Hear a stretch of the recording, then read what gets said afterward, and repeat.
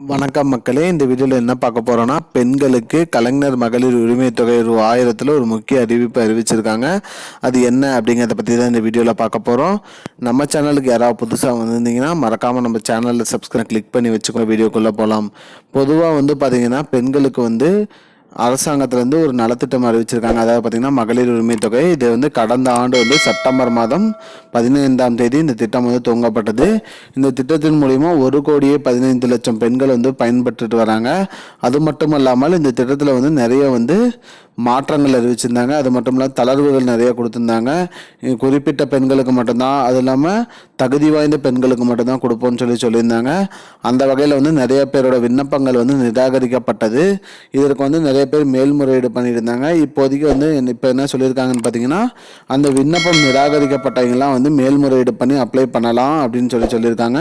அது இல்லாமல் எதனால் நிராகரிக்கப்பட்டாங்களோ அந்த நிராகரிக்கப்பட்ட காரணங்களையும் இப்போ குறைச்சிருக்கிறதாகவும் சொல்லியிருக்காங்க.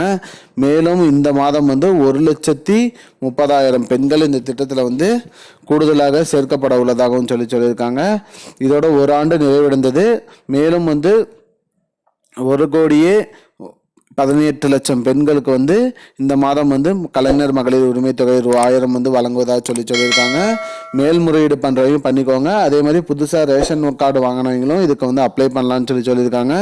அவங்களும் கலைஞர் மகளிர் உரிமை தொகை திட்டத்துக்கு அப்ளை பண்ணி அதனால் பயன்பெறலாம் அப்படின்னு சொல்லியிருக்காங்க. இது எங்கே அப்ளை பண்ணணும் அப்படின்னு பார்த்தீங்கன்னா, தாலுகா ஆஃபீஸில் போயிட்டு அந்த ஃபார்ம் வாங்கி நீங்கள் ஃபில்அப் பண்ணி கொடுத்தா போதும்.